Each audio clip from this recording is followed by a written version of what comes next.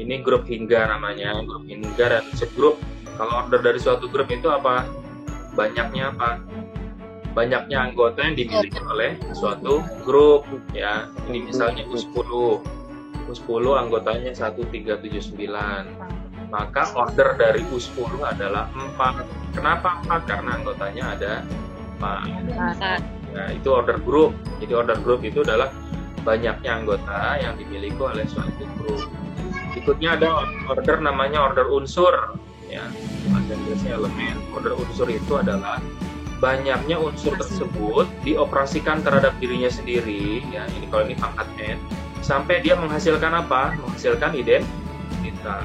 Sampai dia menghasilkan identitas. Jadi contohnya U15 ini anggotanya ya. Bapak Ibu masih ingat kenapa U15 anggotanya hanya ini? Kenapa? Iya, KPH apa FPB? FPB. Nah, FPB dari anggota dari apa namanya bilangan 1 sampai 15 ya, FPB 15 yang FPB-nya dengan 15 adalah 1 ya. Ini kan semua bilangan ini kan dengan 15 ini FPB-nya 1 ya.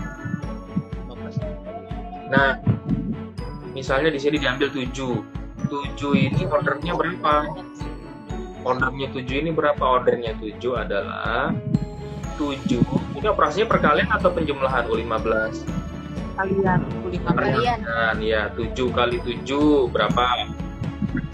7 kali 7 49 di modulo 15 ya, berapa? Ya. Jadinya 9. Jadinya 9 berapa? 4 ya. Nah, jadinya 4 kali 7 dan seterusnya ini ya. Ternyata 7 itu dipangkat sampai berapa kali nih? 7 itu dipangkat sampai 4 kali. Dipangkat sampai 4 kali dia menghasilkan 1. Maka order dari 7 adalah 4 ditulis. Nah, order dari 7 sama dengan 4 nulisnya begini. Nah, ini kemudian ada subgrup ya. Subgrup itu nulisnya begini ya. H subgrup dari G. Jadi Bapak Ibu kalau ketemu lambang begini, ini bukan kurang dari atau sama dengan. Ini juga sama ini. Lambang ini bukan kurang dari. Bukan kurang dari, tapi subgrup. Kalau yang ini H subgrup dari G, kalau yang ini H subgrup dari G, di mana anggota H-nya itu dengan G sama. Ya. Kalau ada U10 itu anggotanya 1379 ya. Kemudian subgrupnya yaitu subgrup 3, di sini ditulis 3971. 3 adalah dirinya sendiri. 9 ini dari mana Bapak Ibu? Yang kedua. 9 itu dapat dari mana nih? 3 pangkat 2. Iya betul, 3 pangkat 2 ya. 3 pangkat 2 9. 9 kali 3 7. 7 kali 3 1. 1 dikali 3 kembali lagi ke 3 ya, anggotanya ini. Nah, ini namanya subgrup ya. Nulisnya begini ya. Ternyata anggota subgrup 3 ini anggotanya sama dengan U10 ya. Ternyata begitu. Ya. Ini 3 pangkat berapa? Ini 3 pangkat 1, 3 pangkat 2, 3 pangkat 3, 3 pangkat 4 ya. 3 pangkat 4 ini sama dengan 3 pangkat 0 ya, ini sama dengan 3 pangkat 0. Nah, ini 3 pangkat 0 mundur bagi 3 pangkat min 1. Ini 3 pangkat min 1. 3 pangkat min 1 itu sebenarnya dibacanya inverse ya. Inverse dari 3. 3 kali berapa sih supaya sama dengan 1? Kalau 3 kali 3 9. Kalau 3 kali 9 3 min 2. Enggak, 3 kali 9 7. 9 kan 27 kan? 27 itu modulo 10 adalah 7. Nah, kalau 3 kali 7 itu sama dengan 21. 21 itu modulo 10 adalah 1. Iya. Jadi masih kembali ke pengertian awal. Apa yang dimaksud dengan inverse? Ada yang tahu? Ada yang masih ingat apa itu inverse? Ketika dikalikan hasilnya identitas. Betul. Maka 3 pangkat min 1 artinya inverse dari 3. inverse dari 3 adalah sama dengan 7. Kenapa sama dengan 7? Karena 3 kali 7 sama dengan 21. 21 itu modulus 10 sama dengan 1. 1 itu adalah identitas. Ya, gitu. Baik. Lanjut ya. 3 pangkat 2 apa? 3 2 pangkat berapa? 2 2 apa min 2? negatif 2. Oh, negatif 2. Ya, tinggal ikut saja sebenarnya. Tinggal dimundurkan saja. Ini Mundurin tadi ya. mundur saja. Ini 1 ini 3 pangkat 4 atau sama dengan 3 pangkat 0. 7 itu 3 pangkat min 1. 9 itu 3 pangkat min 2. 9 iya. Lagi adalah 3 pangkat min 3. Ya, begitu. Mundur saja. Jadi, center itu adalah anggota dari suatu grup yang dia itu bersifat komutatif terhadap semua anggota grup yang lain. Kalau tadi center itu untuk grup, sedangkan centralizer itu untuk unsur. Ini ya, centralizer adalah unsur dari suatu grup di mana unsur tersebut bersifat komutatif terhadap unsur yang lain. Ini namanya centralizer. Sama sifatnya. Sama, tapi kalau center yang tadi, center itu syaratnya dia komutatif terhadap semua anggota yang lain. Kalau centralizer, dia hanya disebutkan komutatif terhadap yang mana. Ya, misalnya di sini centralizer A. Centralizer A ini nanti jawabannya adalah unsur yang lain. Unsur yang mana? Unsur yang komutatif terhadap A. Ya. Baik, kita ambil contohnya ini saja nih. Ya. Ada contoh nih, contoh 12. Contoh 12 ini kita akan mengambil di sini. CR0 itu adalah centralizer dari R0. R0 dikali R90, R90.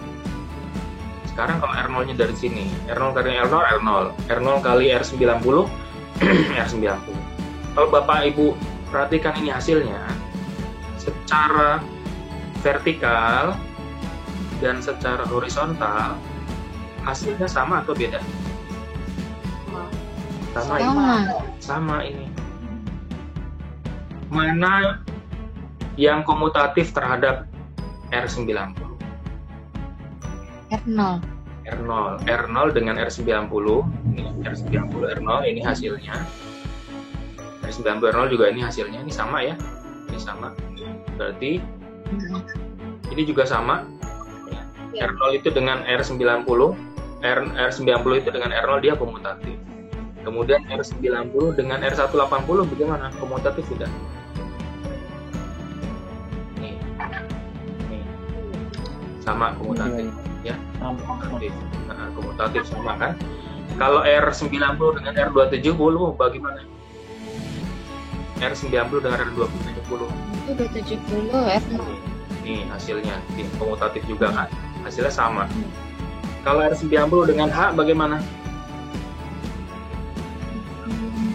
Nah, kalau di sini D aksen, tapi di sini D, berarti dia tidak komutatif. R90 dengan H ya, ini H, R90, ini D. R90 dengan H ini D aksen. Di sini D aksen, di sini D, berarti tidak komutatif. Berarti ya CR90 ya. CR90 itu hasilnya adalah R0, R90 ya, kemudian R180 dan R270. Ya, sedangkan H, V, D dan D aksen tidak ya. Centralizer R0. Centralizer R0 adalah himpunan, Bapak Ibu tulis tuh. Kan R0 tadi komutatif terhadap semuanya kan? Nanti Bapak Ibu tulis R0, R90, R270, terus H, V, kemudian di aksen gitu ya. Yes. Nah, ternyata dia anggotanya sama dengan anggota dari D4. D4. Ya, sehingga di buku itu disingkat jawaban ininya kosong ya. Karena anggotanya sama dengan anggota D4, di buku ini di sini tidak dituliskan anggotanya, langsung ditulis D4. Kenapa ditulis D4? Karena anggotanya sama dengan D4. ternyata R180 dia juga komutatif terhadap semua anggota. Maka R180 ini anggotanya ditulis D4 juga, ya, sama dengan centralizer R0. Sedangkan R90 tadi kita sudah nyoba ya. Tadi R90 kita sudah coba.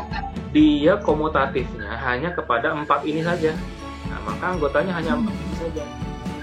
Ya, sedangkan dia dengan D tadi tidak komutatif, dengan D aksen tidak komutatif, dengan H tidak komutatif, dengan V juga tidak komutatif. Ya, jadi anggota centralizer dari R90 ini ternyata anggotanya ini sama dengan centralizer R270, sama juga. Nanti kalau Bapak Ibu lihat yang di tabel tadi untuk H, ternyata H untuk centralizernya komutatifnya dia untuk anggota ini saja. Dia dengan D aksen tidak komutatif. Dia sama ternyata dengan V. Yang horizontal dengan vertikal dia ternyata anggotanya sama. D dengan D aksen. Ya, kemudian yang D, ya, dia dengan D aksen itu ternyata anggotanya sama. Jadi sebenarnya nulis begini ya Bapak Ibu, itu harusnya nulisnya satu persatu. CR0 anggotanya apa saja, CR90 anggotanya apa saja, CR180 anggotanya apa saja, baru kemudian disimpulkan seperti ini. Jadi jawaban ini adalah jawaban kesimpulan. Itu namanya centralizer. Nah, center itu adalah center adalah suatu unsur yang dia komutatif terhadap semua. Ternyata yang komutatif terhadap semua anggotanya sama dengan D4 adalah apa? R0 dan R180. Ternyata R0 sentralisernya itu sama dengan D4, semuanya komutatif. Ternyata R180 sentralisernya sama dengan D4, semua komutatif. Maka R0 dan R180 disebut sebagai apa? Center. Maka center dari D ternyata bukan hanya D4 ya, tapi Dn. Ternyata centernya itu adalah R0 dan R180.